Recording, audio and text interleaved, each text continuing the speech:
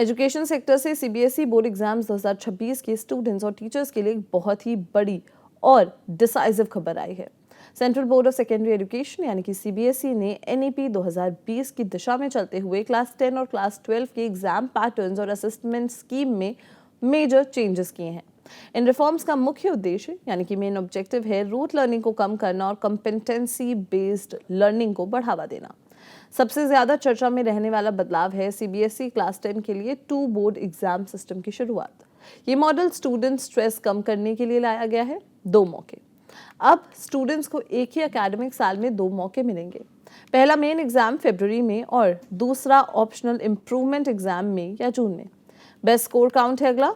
सबसे अच्छी बात यह है कि स्टूडेंट दोनों में से जिसमें उनका बेहतर स्कोर हो उसे रिटेन कर सकता है। सिलेबस, दोनों एग्जाम्स में पूरा सिलेबस कवर किया जाएगा। फिलहाल ये सिस्टम सिर्फ क्लास 10 के लिए लागू है। सीबीएसई का फोकस अब रट्टा मारने यानी कि रोट मेमोराइजेशन से हटाकर एप्लीकेशन और एनालिटिकल स्किल्स पर आ चुका है।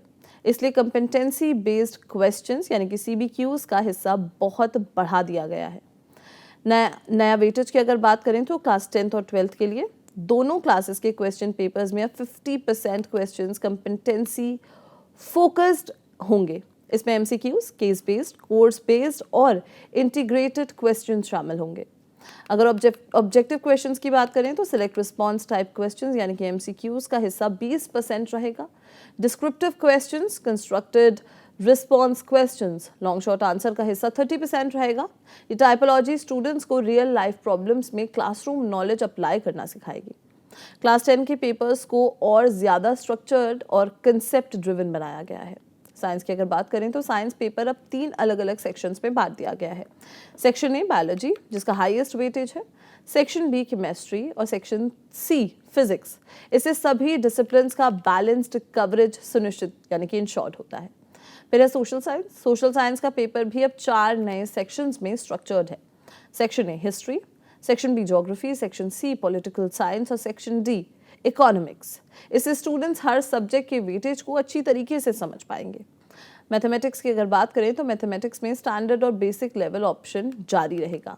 क्लास 12 में कोई मेजर स्ट्रक्चरल चेंज नहीं है। थ्योरी पेपर 70 से 80 मार्क्स और प्रैक्टिकल 20 से 30 मार्क्स के ही रहेंगे, लेकिन कॉम्पिटेंसी बेस्ड टीचिंग पर ज्यादा जोर दिया गया है। इंटरनल असेसमेंट की अगर बात करें तो इंटरनल असेसमेंट का वेटेज 20% बरकरार है, जो होलिस्टिक एवोल्यूशन के लिए ज्यादा जरूरी है। पासिंग क्राइटेरिया पर एक नजर डालते हैं। मिनिमम 33% मार्क्स हर सब्जेक्ट और ओवरऑल एग्रीगेट में लाने अनिवार्य हैं। ग्रेडिंग 9 पॉइंट ग्रेडिंग स्केल जारी है। इस नए पैटर्न में सफल होने के लिए स्मार्ट प्रिपरेशन जरूरी है। कंसेप्चुअल क्लैरिटी पर फोकस करें, सिर्फ रोट लर्निंग पर नहीं। केस बेस्ड और कॉम्पिटेंसी बेस्ड क्वेश्चंस की प्रैक्टिस ज्यादा करें। ऑफिशियल सीबीएसई सैंपल पेपर्स का इस्तेमाल जरूर करें। टाइम मॉक्ड टेस्ट देकर स्पीड और एक्यूरेसी को बेहतर बनाएं। सीबीएसई बोर्ड एग्जाम 2026 इंडिया के स्कूल इवैल्यूएशन सिस्टम में बड़ा सुधार है, जो स्टूडेंट्स को आधुनिक, स्किल ड्रिवन और प्रैक्टिकल नॉलेज के लिए तैयार करता है। अपनी तैयारी को इस नए फोकस के साथ शुरू करिए।